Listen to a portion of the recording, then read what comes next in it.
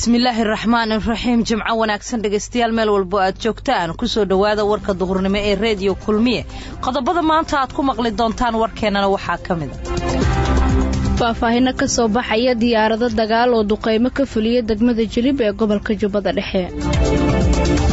wasaaradda maaliyadda Soomaaliya oo bixisay lacag uu ra'iisul wasaare Kheyre u ballan qaaday dhismaha garoonka kubadda cagta ee waqooyiga magaalada Gaalkacyo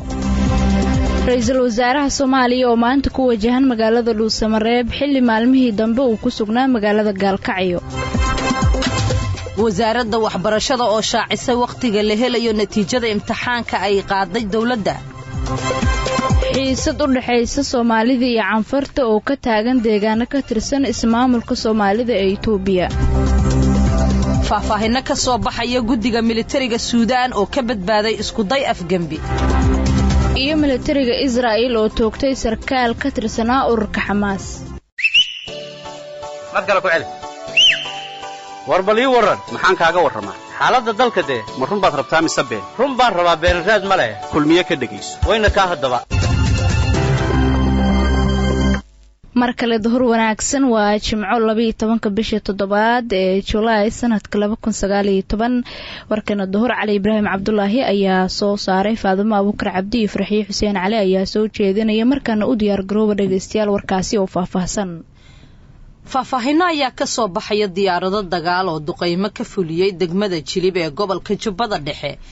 waxaana duqeyntaasi ka dhashay khasaare dhimasho iyo dhaawac isugu jira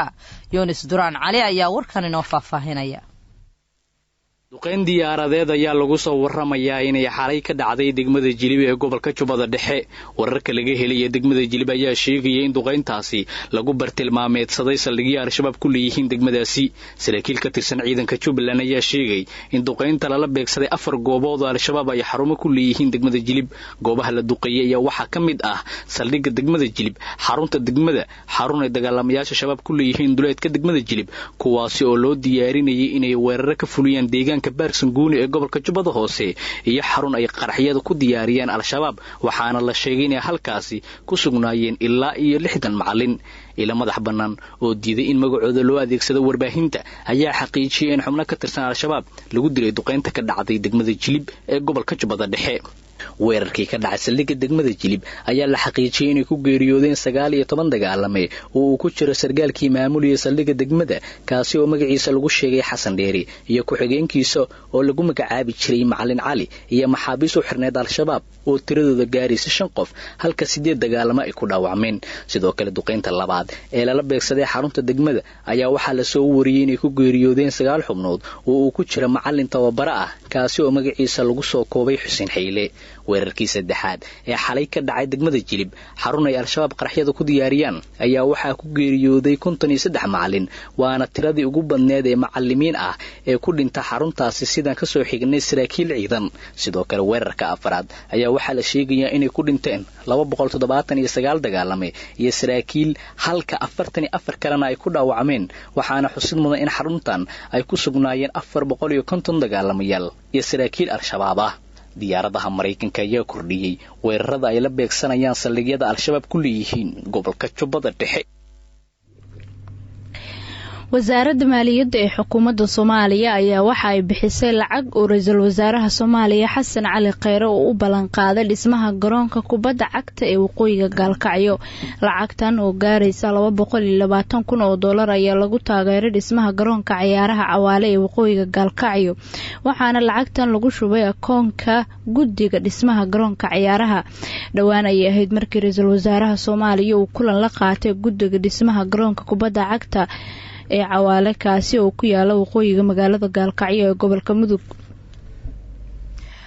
dhinaca kalena ra'iisul wasaaraha Soomaaliya Xasan Cali Kheyre ayaa maanta ku wajahan magaalada Dhuusamareeb xilli maalmihii dambe uu ku sugnaa ra'iisul wasaaraha magaalada Gaalkacyo Maxamed Cabdiwali Tooxow ayaa warkan inoo soo diray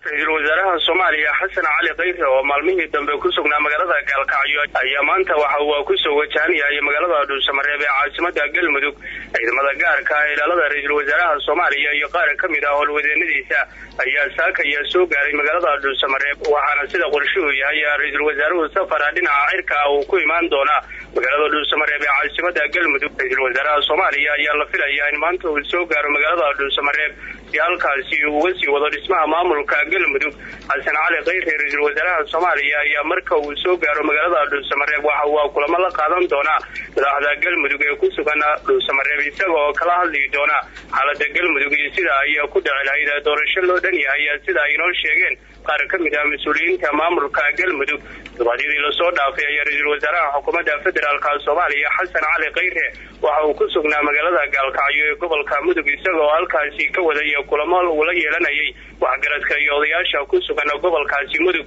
maalmo ka hor ay ahayd markii odayaasha dhaqanka ee gobolka mudug ay ra-iisul wasaare khayre ayaa ka dalbadeen in muddo 3 cisho la siiyo si looga hadlo xaaladaha galmudug. maxamed cabdiweli tooxow, idaacadda kulmiye, dhuusamareeb. wasaaradda waxbarashada Soomaaliya ayaa waxa ay shaacisay waqtiga la helayo natiijada imtixaanka ay qaaday dawladda. Axmed Maxamed Ibraahim ayaa ka waramaya. kadib markii 13 bisha May uu dhamaaday imtixaankii ku celiska ahaa ee dawladda ay qaaday inta wixii ka dambeeyay in soo bixin natiijada imtixaanka kaasi oo qaatay waqti fara badan.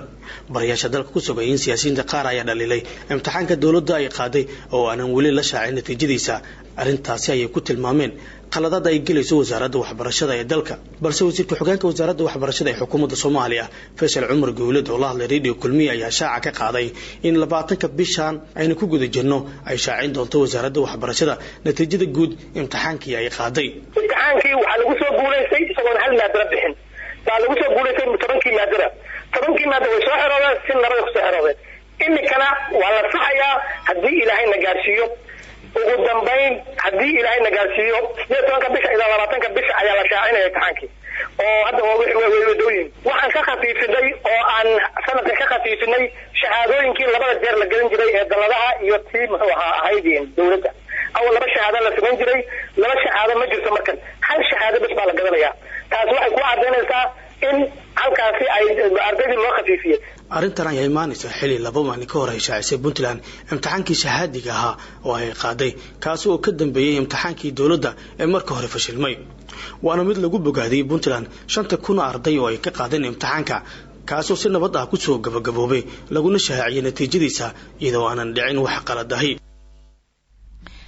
xiisad u dhaxaysa Soomaalida iyo Canfarta ayaa lagu soo waramayaa in ay ka taagan tahay deegaano ka tirsan ismaamulka Soomaalida iyo Itoobiya. Shamid Xasan Haaruun ayaa warkan inoo faahfaahinaysa. wararka ka imaanaya ismaamulka Soomaalida Itoobiya ayaa sheegaya in halkaasi ay ka dhaceen dagaal u dhaxeeya Soomaalida iyo qowmiyadda Canfarta. dagaalkan ayaa yimid kadib markii qowmiyadda Canfartu la sheegay inay ku soo xadgudbeen xadka dhul ay Soomaalidu lahaayeen kaasoo isku bedelay dagaal la soo adeegsaday hubka noocyadiisa kala duwan. goobjoogayaal ayaa sheegay in 4 ruux oo Soomaali ay ku dhaawacmeen halka tiro kalena ay ku dhinteen. dhinaca kale qowmiyadda Canfarta ayaa iyana waxa la sheegay in ay kaga dhinteen tiro inta ka badan. waxa weli kacsan xaaladda goobtii lagu dagaalamay iyadoo ay hor fadhiyaan maleeshiyaadkii dagaalamay ee labada dhinac. dhanka kale odayaasha deegaanka oo ku baxay dagaalka ayaa ka dalbaday labada dhinac inay dagaalka joojiyaan isla markaasina maleeshiyaadka weli hor fadhiya la kala qaado. qaar ka mid ah odayaasha dhaqanka ee Soomaalida oo warbaahinta la hadlay ayaa ku eedeeyay qowmiyadda Canfarta inay joojiyaan dulmiga bareerta ah iyo dhulboobka ay kula kacayaan Soomaalida gobolkaasi City. waxay inta ku dareen inay doonayaan inay laayaan shacabka Soomaaliyeed balse arrintaasi aysan aqbali doonin.